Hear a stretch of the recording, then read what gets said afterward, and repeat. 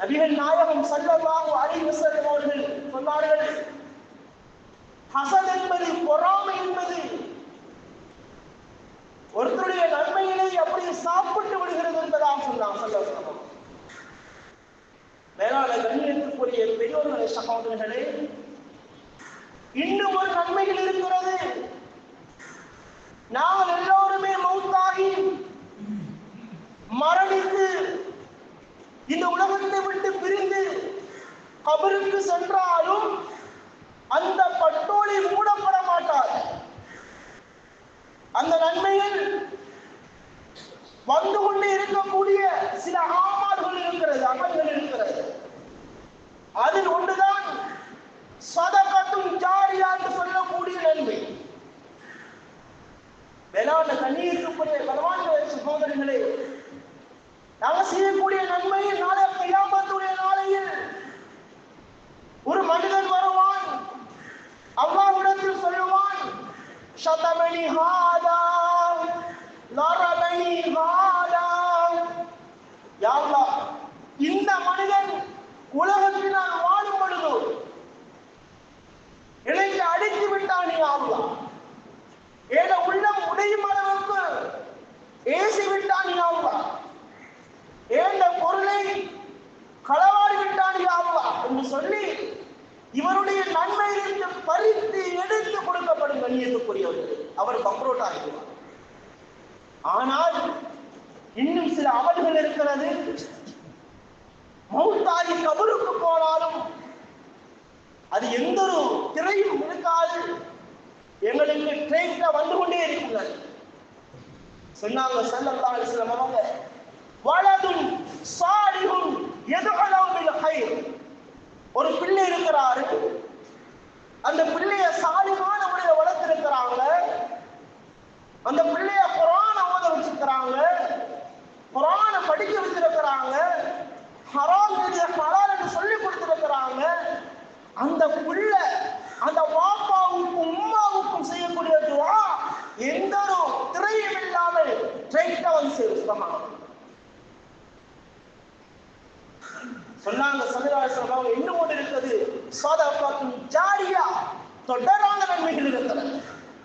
ஒருத்தர் வந்து ஒரு மஸ்ஜிதுக்கு ஒரு வேலை செஞ்சு கொடுக்கிறார், ஒரு மஸ்ஜிதுக்கு தேவையான ஒரு பேனை வாங்கி கொடுக்கிறார், ஒரு மஸ்ஜிதுக்கு மாம்பழம் வாங்கி கொடுக்கிறார், அல்லது மஸ்ஜிதுடைய வருமானம் பற்றாக்குறையாக இருக்கிறது, மஸ்ஜிதுக்கு நிறைய தேவைகள் இருக்கிறது என்ற நோக்கத்தோட அவருக்கு கூடிய சல்லியை கொடுக்கிறார். அதன் மூலமாக இவர்கள் இந்த பள்ளிக்கு என்ன வேலை செய்கின்றார்களோ, மேலான கண்ணியத்துக்குரிய பெரியோர்களே, சகோதரர்களே, அது சதகத்துன் ஜாரியா, மௌத்தான பின்னாலும் நிலையாக இருந்து வரக்கூடிய நன்மைகள். நீங்க வசதியா இருக்கும், மாஷா அல்லாஹ், வசதி இல்லைன்றதுக்கு ஏதோ ஒரு நேரத்தில் அவங்க வசதியா இருந்திருக்கிறாங்க. நாங்கள் அண்ணனை சாப்பிடுறோம், வாரவனும் ஹதியா கொடுக்கிற அளவுக்கு அதை வச்சுக்கிறான். மேலான கண்ணியத்துக்குரிய கணவான்களை, சகோதரர்களே, கிள்ளி கொடுத்தா ஒன்றுமே வராது, அள்ளி கொடுக்கணும்னு சொல்லுவாங்க. சதகாவுடைய பாடத்துல இமாம் அவங்க கிதாபில் எழுதுறாங்க, எந்த அளவுக்கு சொன்னா, சதகா என்பது, சதகா கொடுப்பது என்பது, ஒரு சதகாவை கொடுத்தா உள்ளம் கஷ்டப்படணும். இந்த அளவு கொடுக்கிறேனே என்று உள்ளத்தில் ஒரு தடமாட்டம் உண்டாகணுமா, இப்படி கொடுக்கிறேனே. மேலான கண்ணியத்துக்குரிய பெரியோர்களே, சகோதரர்களே, மஸ்ஜித் என்பது எங்களுடைய தேவைக்கு மாத்திரம் பயன்படுத்துறது இல்லை. மஸ்ஜித் என்பது முஅல்லகுன் பில் மசாஜித் என்பது அல்லாஹ்வுடைய தொடர்பை உண்டாக்கக்கூடியது, மனிதனுடைய கவலைகளை போக்கக்கூடியது, அல்லாஹ்வுக்கும் ரப்புக்கும் வெளியே தொடர்பு உண்டாக்கக்கூடிய, சீராக்கக்கூடியது. கண்ணியத்துக்குரியவர்களே, தக்வாதாரிகளுக்கு சிறந்த இடம் தான் மஸ்ஜிதாக இருக்கிறது. சொன்னாங்க, அல் மஸ்ஜிதுல் பைத்துன் குல்லு தகீ, ஒவ்வொரு தக்வாதாரியுடைய வீடு என்பதாக ஹஜ்ரத் ஸல்லல்லாஹு அலைஹி வஸல்லம் சொன்னாங்க. தக்வா உள்ள மனிதரை பாருங்க, சுப்ஹானல்லாஹ், அதான் சொல்ல முந்தி மஸ்ஜிதில் இருப்பார். தக்வா உள்ள மனிதர் என்ன சோதனை வரட்டும், என்ன கஷ்டம் வரட்டும், என்ன பிரச்சனை வரட்டும், முழு பிரச்சனைக்கும் மஸ்ஜிது, அல்லாஹ்வுடைய மாளிகை, சுஜூத் அப்படியாப்பட்ட ஒரு இடம் தான் அல்லாஹ்வுக்கு சிரம் செய்யக்கூடிய, அல்லாஹ்வுக்கு சுஜூ செய்யக்கூடிய, அடிபணியக்கூடிய ஒரே இடம் இருக்கும் என்றால் கண்ணியத்துக்குரியவர்களே அது மஸ்ஜிதாக இருக்கிறது. உண்மையான தக்வா உள்ள மனிதர், இறையச்சம் உள்ள மனிதர், கண்ணியத்துக்குரியவர்களே, வரஜுலும் கல்புஹு முஅல்லகுன் ஃபில் மசாஜித், பள்ளியோட தொடர்பு உண்டாகமாக இருந்தால் இந்த மனிதனுக்கான கயாமத்துடைய நாளையில, எந்த நிழலும் இல்லாத கயாமத்துடைய நாளையில அல்லாஹ் சுப்ஹானஹு வ தஆலா நிழல் கொடுக்கிறார். செம்பு தரையாக்கப்படும். மஸ்ஜிதோட தொடர்பு என்ன தொடர்பு?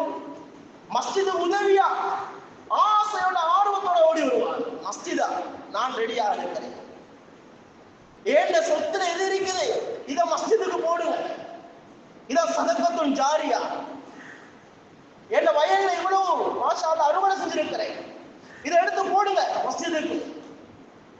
என் கண்ணால சில விஷயங்களை கண்டிருக்கிறேன். கண்ணியத்துக்குரியவர்கள், நான் ஓதக்கூடிய காலத்துல மദ്രസാக்கள் சில தேவைகளுக்காக வேண்டி வசூலுக்காக வேண்டி நாம் வைத்திருந்தா சிலர்கள் அல்லாஹ்வுடைய இறையச்சம் உள்ளவர்கள் தக்வாதாரிகள் ஓடோடி வருவாங்க. வாப்பா இதை கொண்டு போய் மஸ்ஜிதுக்கு கொடுங்க, நீங்க போகிற மெஷின்ல போட்டு அது வந்து சேரும்.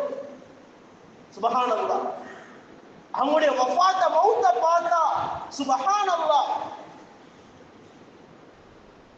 முழு உம்மத்துக்கும் படிப்பினையான மௌத்தாக இருக்கிறது, சிறந்த மௌத்தாக இருக்கிறது. மேலான கண்ணியத்துக்குரியவர்கள், நபிகள் நாயகம் ஸல்லல்லாஹு அலைஹி சொன்னாங்க, மன் பனா மஸ்ஜிதன் லில்லாஹ் பனல்லாஹு லஹு மித்லஹு ஃபில் ஜன்னah. சுபஹானல்லாஹ் சொன்னாங்க ஹஜ்ரத் ஸல்லல்லாஹு அலைஹி வஸல்லம் அவங்க, யாரு அல்லாஹ்வுக்காக வேண்டி ஒரு மஸ்ஜிதை கட்டி கொடுக்கின்றாரோ பனல்லாஹு லஹு மித்லஹு, அதே போன்று ஒரு மாளிகை அல்லாஹ் சுப்ஹானஹு வ தஆலா அந்த சுவனபதியில் அல்லாஹ் கட்டி காத்துக் கொண்டிருக்கிறார் அந்த மனிதனை. அல்லாஹ் யாரு யாரு கண்ணியத்துக்குரியவர்கள்? ஒரு மஸ்ஜிதை கட்டினவர், ஒரு மஸ்ஜிதை கட்டி அதுல வந்து எத்தனை மக்கள் சுஜூத் செய்வாங்க, எத்தனை மக்கள் அழைஞராக தொழுவாங்க, எத்தனை பேர் கஷ்டத்தை அல்லாஹ்விடத்தில் முறைப்பாடு செய்வாங்க. அப்படியான அல்லாஹ்வுக்கும் அடியானுக்கும் தொடர்பை சீர் செய்யக்கூடிய இந்த இடத்தை யாரு கட்டி கொடுக்கிறாங்க, யார் இதற்காக உதவி செய்கின்றார்களோ இவர்களுக்கு இருக்குது நல்ல கயாமத்துடைய நாளையில சோழபதியில் ஒரு மாளிகை ஒன்று இருக்கிறது. மேலான கண்ணியத்துக்குரியவர்கள், ஆனா என் உள்ளத்தில் சலாசரி எல்லாருக்கும் போட் அடிச்சு காட்டுற இல்லை. ஏன் பள்ளியில் போட் அடிச்சு காட்டுறது நான் கொடுத்தது இல்லை, பெருமையா சொல்லி தெரியல. கண்ணியத்துக்குரியவர்கள், சதகாவுடைய பாடத்துல இமாம் அவங்க ஒரு விஷயத்தை ஒரு கிசன் சொல்லக்கூடிய ஒரு சம்பவத்தை கொண்டு வரான். ஒரு மணி ஒரு அரசன் வந்து ஒரு நாட்டு மதீனா என்ற ஒரு நகரத்தில் ஒரு அரசன் ஒருத்தர் நினைக்கிறாரு, நான் இந்த பகுதியில ஒரு பிரம்மாண்டமான ஒரு பள்ளி ஒன்று கட்டி கொடுக்கணும் என்று ஆசைப்படுறாரு, மஸ்ஜிதை கட்டி கொடுக்கணும் ஆசைப்படுறாரு. ஆசைப்பட்டு மஸ்ஜிதை கட்டுறார். நிறைய உதவிகள் வருது. இவர் சொல்றாரு, எதுவும் வேணாம், ஏண்ட பணத்திலிருந்து நான் முழுதாக கட்டி முடிக்கணும் என்ற ஆசையோட கட்டுறார். ஆனா கட்டிட்டு முழு பள்ளியை கட்டிட்டு அங்க ஒரு போட் அடிக்கிறான். ஏண்ட பள்ளி அவர் பேர் அடிக்கிறாராங்க. பேர் அடிச்சுட்டு இப்ப பாக்குறவங்களை இவரா கட்டி கொடுத்த என்று ஹாஜியார்மார் அப்படித்தான் அவார்டு வாங்குற கண்ணியத்துக்குரியவர். இவர் நினைக்கிறாரு, நம்ம கட்டி கொடுத்து நம்மளோட பேர் இருக்குது. இரவில தூங்குறாரு. வானத்திலிருந்து ஒரு மலை கொண்டு இறங்குறான். அவன கையில ஒரு பெண்மணியுடைய பேர் எழுதப்பட்டிருக்கிறது. அந்த பேரை எடுத்துக்கொண்டு வாராங்க அந்த மலைக்கு வந்து அந்த பள்ளியில் இருக்கக்கூடிய முன்னுக்கு, அதாவது இந்த அந்த நாட்டு ஜனாதிபதியுடைய பேர் இருந்துச்சு இல்லையா, அந்த இடத்துல வந்துட்டு இந்த பெண்மணியுடைய பேர் எழுதுறாங்க. இந்த அரசர் பார்க்கிறாரு, ஜனாதிபதி பார்க்கிறாரு, நம்ம கட்டி கொடுத்த பள்ளி, நம்மளோட பேர் எழுதியிருக்கிறோம், இந்த இடத்துல வந்துட்டு ஏன் மலைக்கு ஒரு இறங்கி இப்படி ஒரு ஒரு சம்பவம் நடக்கணும், ஒரு கனவு ஒன்று காண்றார் அந்த அரசர். உடனே என்று சொன்னாரு, அவரை படையெடுப்பு கொண்டு சொன்னாரு, அவசரமாக போய் பாருங்க, அந்த இடத்துல ஏதாவது ஒன்று தெரியுதான்னு பாருங்க. அந்த பள்ளியில அந்த படை போகுது, போய் பார்க்கறாங்க. அந்த படையில இருக்கிறவங்க ஒன்றும் இல்லையே, அப்படி ஒரு விஷயம் நடக்கலையே. வா வந்து சொல்றாங்க, அரசரே அப்படி ஒரு ஒன்றுமே நடக்கல அரசர். அப்படியா? திரும்ப தூங்குறாங்க. அந்த நேரத்தில் ஒரு மலை கொண்டு இறங்குறாங்க, ஒரு பெண்மனுடைய பேரை எழுதுறாங்க, எழுதிட்டு கொண்டு வராங்க, அவங்க எழுதுறாங்க. பார்க்கிறாரு, அப்பா இது திரும்ப கூப்பிட்டார் அந்த படையை. அது சிலர்கள் அனுப்பினார், போய் பாருங்க. வந்து சொன்னிச்சு அந்த கூட்டம், ஒன்றும் நடக்க இல்லப்பா, ஒன்று நடக்க. திரும்ப தூங்குறாங்க. மூன்றாவது நாள் இதே போல் நடக்கிறது. அவசரமாக போறாரு பள்ளியை நோக்கி. போயிட்டு இந்த பெண்மனுடைய பேர் எழுதுறார். அவருடைய பேர் எடுத்துட்டு, இந்த பெண்மனுடைய பேர் எழுதிட்டு, இப்ப அந்த ஜெய்சன் சொல்லக்கூடிய அவருடைய அந்த படையை கூப்பிட்டு சொன்னாரு, இந்த பேருள்ள பெண்மணியை அவசரமாக இங்க கொண்டு வாரு, எங்கிருந்தாலும் கொண்டு வாருங்க என்று அவசரமாக அனுப்புறார்.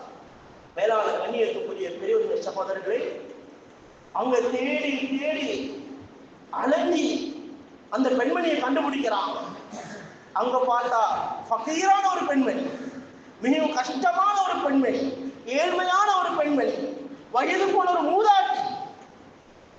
இந்த பெண்மணியை கூட்டிக் கொண்டு வந்து கேட்டாரு, இந்த ஜனாதிபதி கேட்டாரு, தாயை என்ன நீங்க விசேஷமா செஞ்சிருக்கீங்க இந்த பள்ளிக்கு, என்ன செஞ்சிருக்கிறீங்க? இந்த சாய் சொன்னாங்க, அது ஒன்றும் இல்லை. ஏண்டா இஹ்லாஸ் செஞ்சாங்க, இஹ்லாஸ் இருக்கு, அல்லாஹ்வுக்கு மாத்திரம் செய்கிற எண்ணம் இருக்கிறது, போட்டடிச்சு படம் காட்ட இல்லை. மேலான கண்ணியத்துக்குரியவர்கள், இந்த நேரத்தில் திரும்ப திரும்ப கேட்கிறார் ஜனாதிபதி, சொல்லுங்க எதா இருந்தாலும் பரவாயில்லை. சொன்னாங்க, இந்த பள்ளி இருக்கும் இந்த வளவுக்குள், இந்த காணிக்குள் சில கால்நடைகள் வருது தண்ணி தாகத்துடன். அந்த மிருகங்களுக்கு நான் தண்ணீர் வைக்கின்றேன். நான் யார்கிட்டையும் இதுவரைக்கும் சொன்னது கிடையாது, யாரும் பார்க்கும்போது நான் வைத்தது கிடையாது. அதற்கு தண்ணியை கொடுத்து நான் அனுப்பி கொண்டிருக்கிறேன் இன்று வரைக்கும். அப்ப சொன்னாரு அந்த நாட்டு ஜனாதிபதி, இதுதான விசேஷமான ஒரு அமல். இஹ்லாசுடன் செஞ்சால் கண்ணியத்துக்குரியவர்களே, உலகத்திலும் அல்லாஹ் கண்ணியத்தை தருவான், நல்ல கியாமத்திலும் கண்ணியத்தை தருவான். அந்த வயிறு போன மூதாட்டி பணம் இல்லை, வசதி இல்லை, ஆனா அந்த ஜனாதிபதியுடைய பணத்தை வந்துட்டு இந்த காரியம். அந்த ஜனாதிபதி எவ்வளவுதான் மாநாட மாடியை கட்டினாலும், அவ்வளவு பெரிய பில்டிங்கை கட்டினாலும், இவ்வளவு பெரிய பள்ளியை கட்டினாலும், மேலான கண்ணியத்துக்குரியவர்களே, அந்த பணம் முன்னேறார். அந்த பணம் சுவர்க்கத்தை வாங்கி தரார். அந்த பணம் விபதில்லா அல்லாஹ்வுடைய பொருத்தத்தை பெற்று தரார். எங்களை மனசுல வந்துட்டு உண்மையான தக்வாவுள்ள மனிதராக இருக்க வேண்டும். ரப்புக்காக வேண்டி கட்டி கொடுக்குகின்றேன், ரப்புக்காக வேண்டி கொடுக்குகின்றேன், ரப்புக்காக வேண்டி செய்கின்றேன். கண்ணியத்துக்குரியவர்களை கொடுத்துட்டு அங்க போயிட்டு சொல்றது. அண்மை காலத்தில் ஜனாசா ஒன்று எமிலியில வசதியா இருக்கிறாங்க, ஒரு பெண்மணி மௌத்தாக இருக்கிறாங்க. அவங்க ஒரு பள்ளிக்கு கஃன் புடவை வாங்கி கொடுத்திருக்கிறாங்க, அந்த சந்தூக்கு வாங்கி கொடுத்திருக்கிறாங்க. முதலாவது ஜனாசா அந்த பெண்மணி ஜனாசா. சுபஹானல்லாஹ். கட்டின புருஷனுக்கு மட்டும்தான் தெரியும், வேற யாருக்குமே தெரியாது. என கணவன் அனுமதி இல்லாமல் கொடுக்கிறாங்க. அதுக்கு பின்னால் குடும்பத்துக்கே தெரியும், அவனோட உமாக்கே அப்பதான் தெரியும், அவனோட கூட பிறந்த சகோதரனுக்கு அப்பதான் தெரியும். எப்படியான ஒரு சதக்கா வரைக்கும். சுபஹானல்லாஹ். எப்படியான ஒரு சதக்கா. இதுதான் சதகத்துல் ஜாரியா, நிரந்தரமான தர்மம். கண்ணியத்துக்குரியவர்கள், நிரந்தரமான தர்மம்.